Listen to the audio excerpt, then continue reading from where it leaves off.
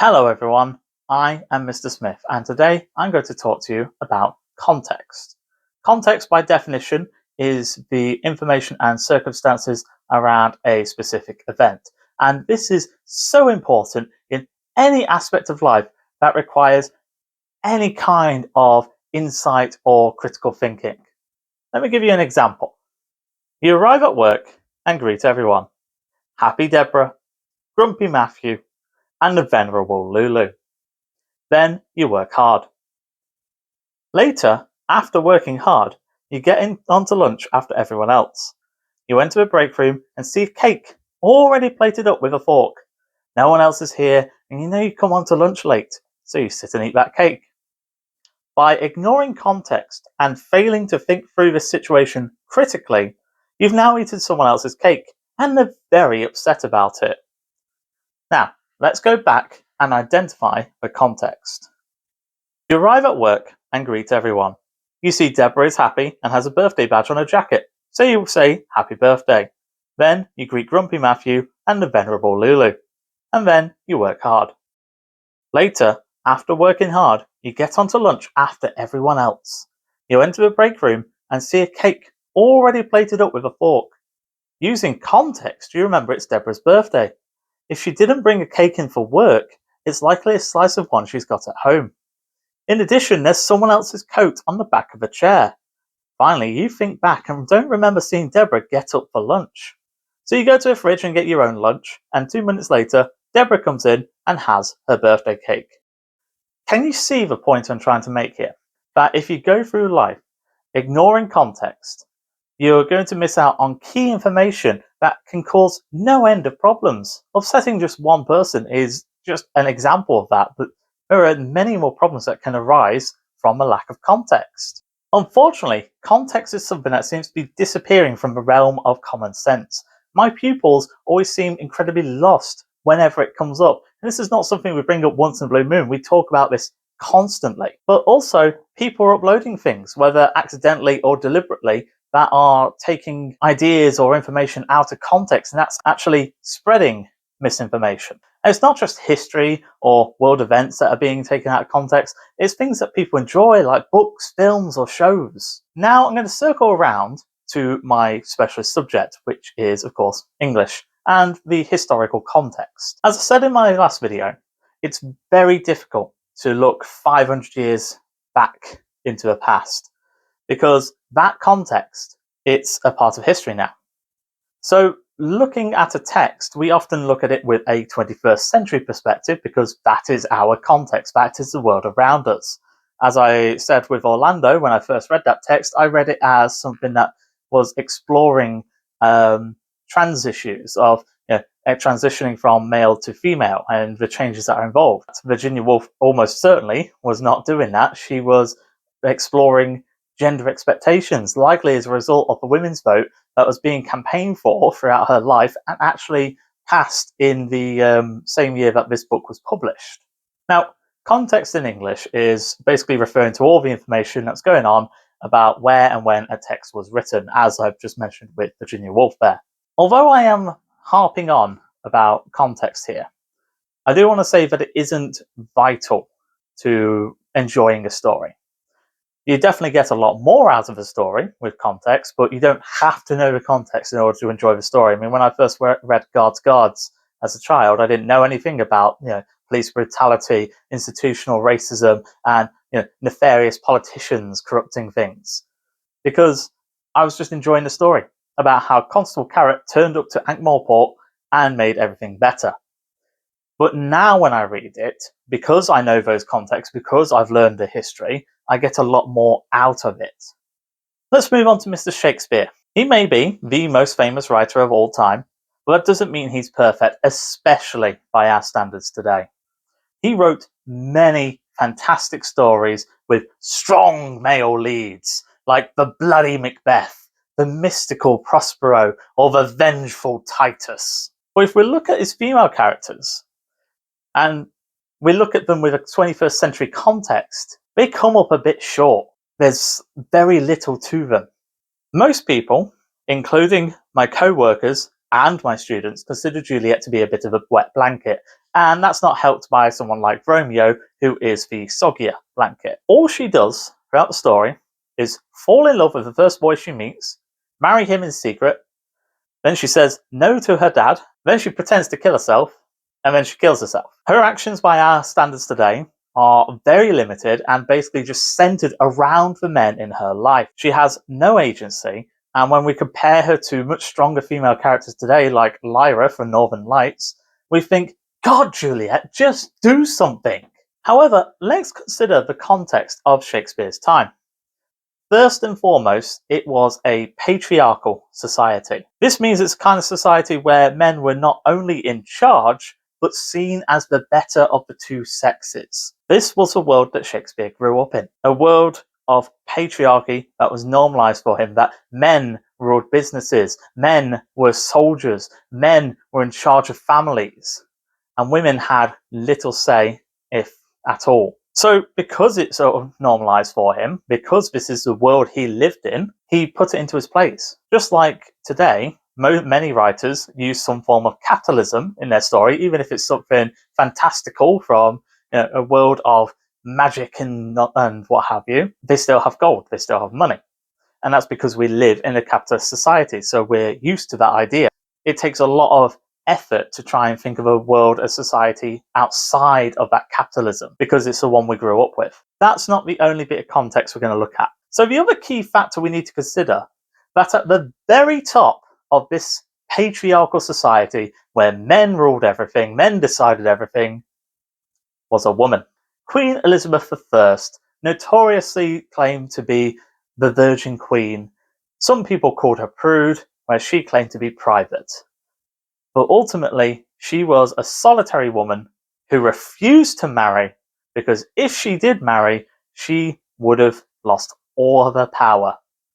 And not only that, but during Shakespeare's time, she was leading Britain into making the British Empire. She was literally creating the golden age of a Renaissance period. And actually, things for women did get a little bit better here, because she was on the throne. And all the men were in charge, but they also had to bend the knee to the queen. There were some who claimed, oh, well, we're not going to do anything until you get married. And then she was like, well, what's it to you? How is it any of your business if I get married? I'm the goddamn queen. We have those two factors of context to consider with the character of Juliet. Now, there's a lot more we could go over. The context of the 1500s, 1600s, was there's a lot going on. The Ottoman Wars, the religious context, the expansion and formation of the British Empire, and all of that. We're just going to be focusing on those two: patriarchy, Queen Elizabeth. Queen Elizabeth's dominion over this patriarchal society told Shakespeare, perhaps in ways he didn't outwardly know or recognize, that women could be more than just wives and mothers. They could be fierce, independent people. Juliet's not the only example in Shakespeare's writing that we could look at. There have been many strong female characters in Shakespeare's writing, especially for the time. But we're focusing on Juliet today because, as I said, she's one of the weakest characters in all of his plays, really. I want to just show you how looking at the context and considering context can actually change our perspective of Juliet from one of the weakest to definitely not one of the strongest, but definitely someone who's got a bit more to her. In Romeo and Juliet, it's mostly a Romeo play, with the exception of Act 4. We'll get to that. But Juliet's introduction isn't actually done by her. It's done by her father, who is discussing a potential marriage to countyman Paris. Lord Capulet, despite Juliet being of marrying age in Verona, is declining an offer of marriage from a powerful man. And we learn that this is due to his caution over her being his sole heir.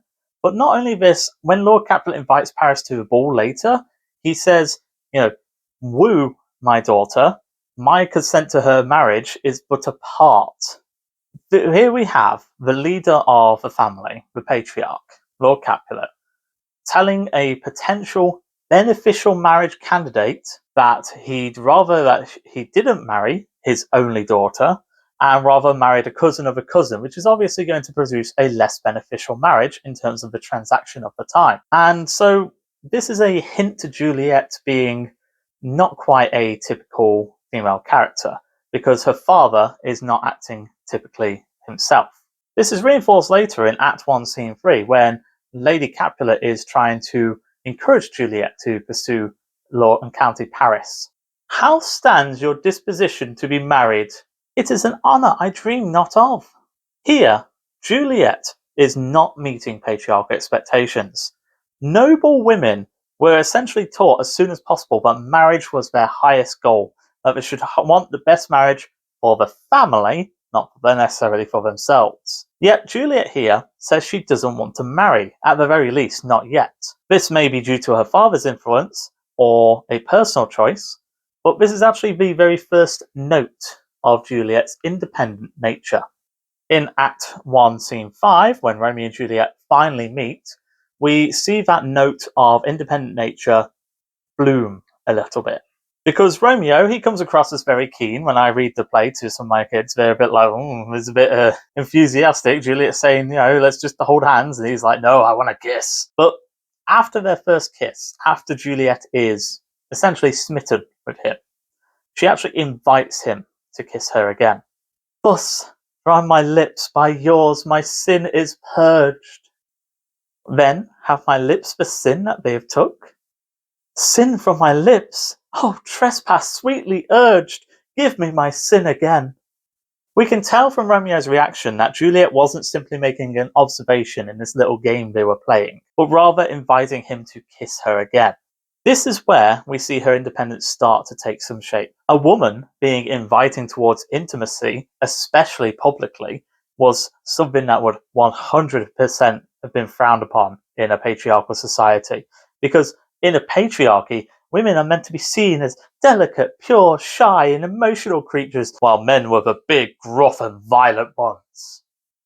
Which, by the way, you may notice Romeo doesn't meet those expectations. There'll be a video about that later. Act 2 then brings forward Juliet's rebellious nature, because although it's largely a Romeo act, as is most of the play, here she makes a choice that her family would completely disagree with, and that is, she agrees to marry Romeo Montague in secret. Now remember, marriage in a patriarchal society was a big thing.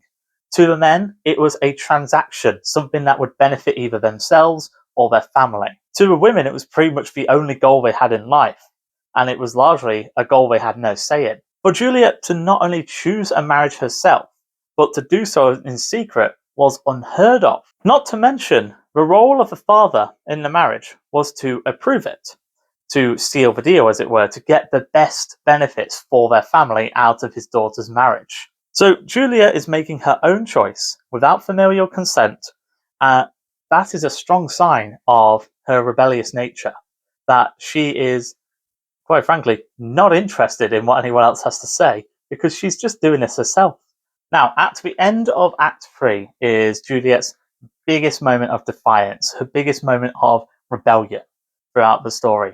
So far, we've just seen little pieces here and there, because it's mostly been the Romeo story as he pursues this love with Juliet. But now the focus has shifted to her, because Romeo's been banished. He's gone. He's literally gone from this play until the start of Act 5.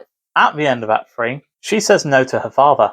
Now, if we look at this with 21st century perspective, that's not much of a big deal.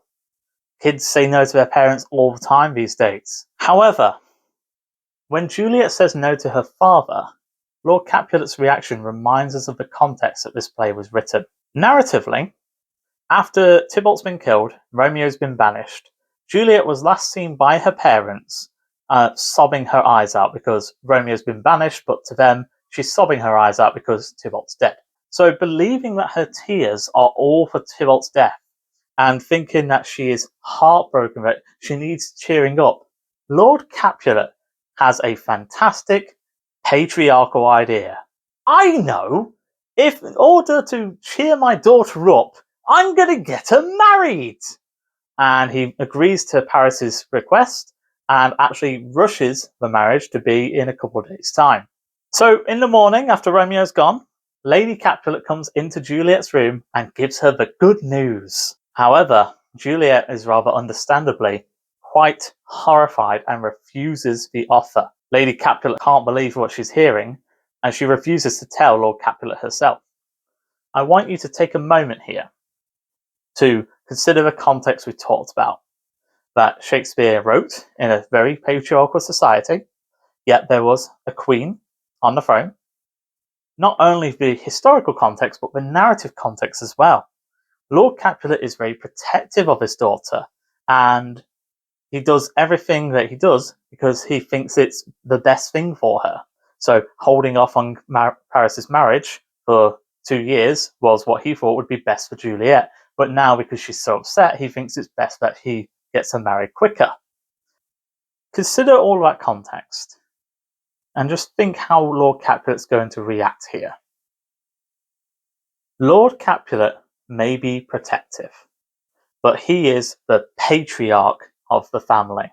He is in charge, and everything he's done has been, in his eyes, for Juliet's benefit. And now she refuses him.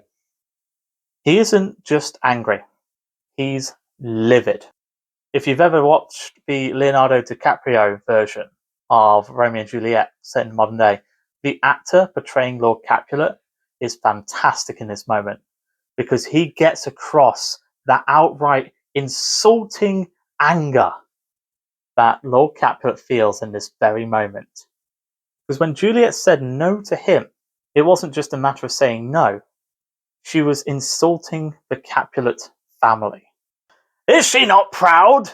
Doth she not count her blessed, unworthy as she is, that we have wrought so worthy a gentleman to be her bridegroom? That reaction that he says to Lady Capulet tells us that Lord Capulet considers this not just a personal insult, but one to the whole family, just like the context. By saying no, he believes that she thinks that the Capulet name is not something to be proud of, because her marriage would only benefit it. Her marriage to someone like Count Paris could potentially have broken the stalemate between the Capulets and Montagues and pushed them even higher. So he thinks that she's very ungrateful for his efforts to find someone worthy of her. My fingers itch. This one, it's a pretty self-explanatory line, especially if you've heard of the itchy trigger finger. And that's the fact that he wants to hit her for a disobedience, which unfortunately was not uncommon in a Shakespearean patriarchal society. Then we have his final tirade after Juliet's tried to plead and beg with her father to try and calm him down, and that's only resulted in getting angrier and angrier. And he says, "And you be mine! I'll give you to my friend, and you be not, hang, beg, starve, die in the streets, for by my soul I'll never acknowledge thee." Overall, this last part shows just how gravely he's been insulted, because if she will not go to Paris and marry him, he will kick her out of the house. And he knows what fate will await her there. Yet, he says he will pretend he never had a daughter, even if she came begging for forgiveness.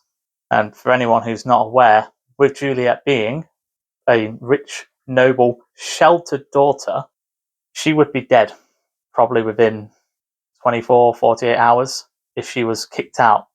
Because she is naive, she doesn't know the world. She'll go to someone who says, "Oh, I can help you," and then end up getting mugged or killed. He knows what fate awaits for her. He isn't just saying, "I'll kick you out and then be done with it." He knows that kicking Juliet out means her death. And so does Juliet.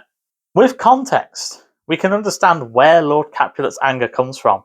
It's not good, nor is it justified, but we understand why it's there. And we also understand that Juliet isn't just saying no to a potential marriage. She's actively risking her life. Juliet, when you consider the context that this text was written in, is being incredibly bold and defiant here.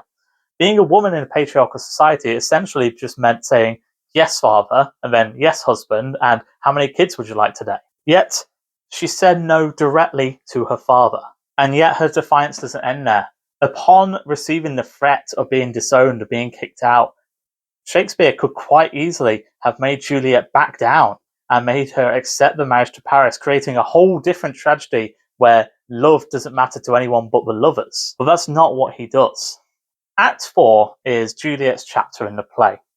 Romeo doesn't take a single part and almost every scene is centered around Juliet.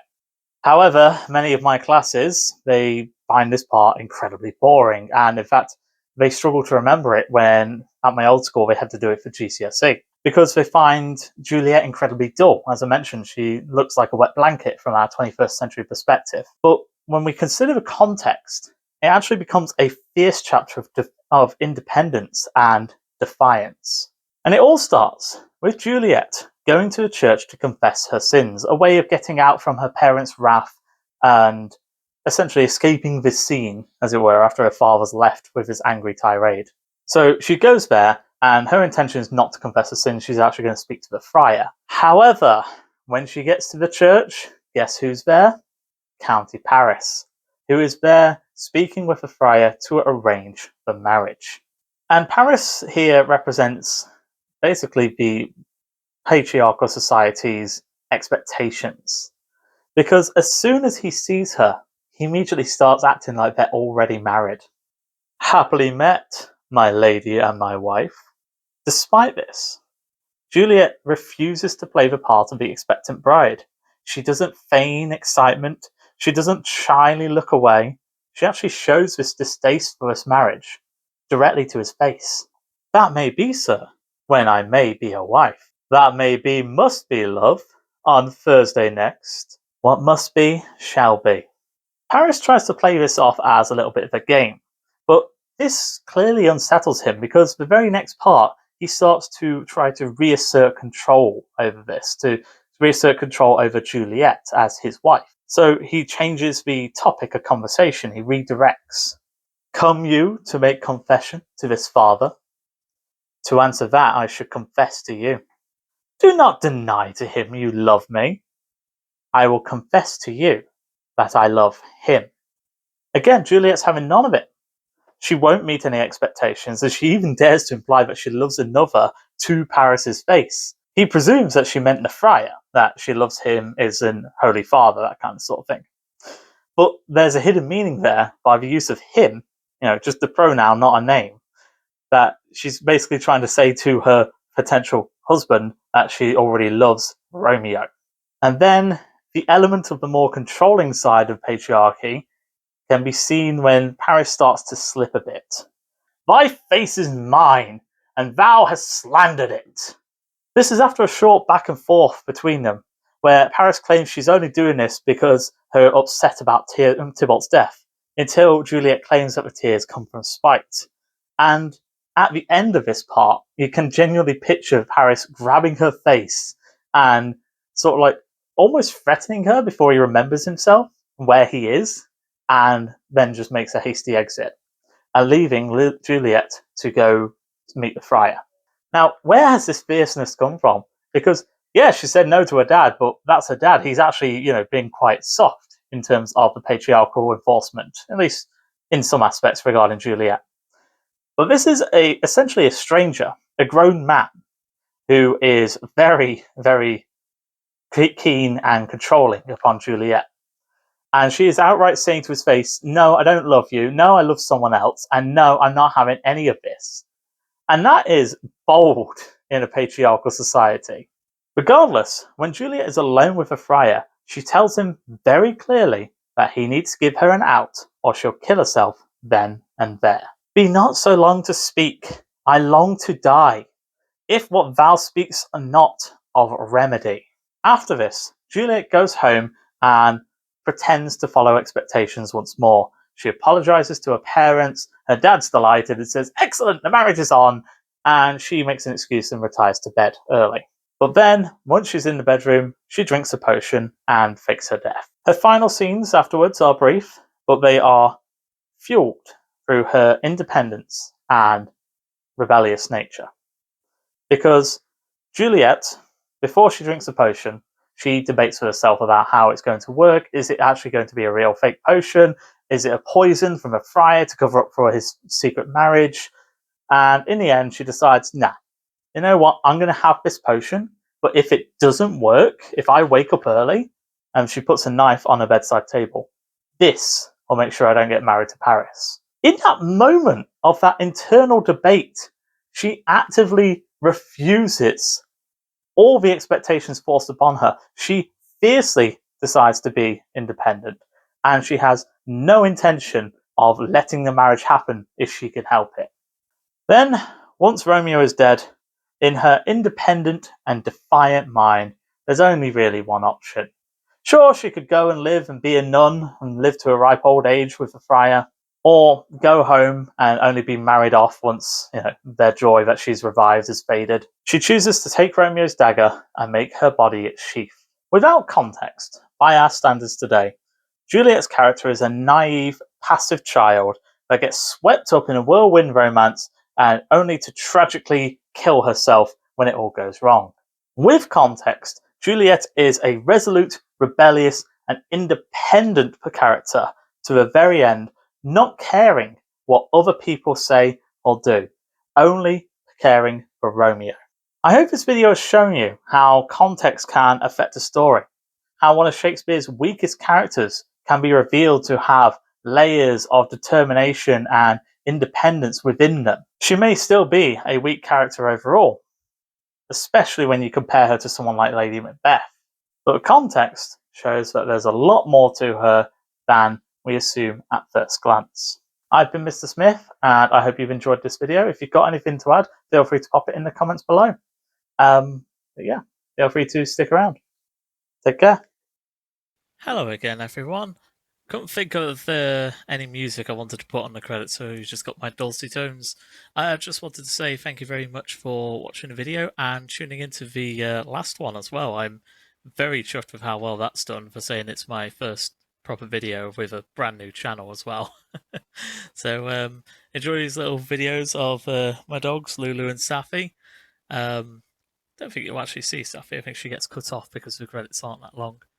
But yeah, anyway, thank you very much. Take care.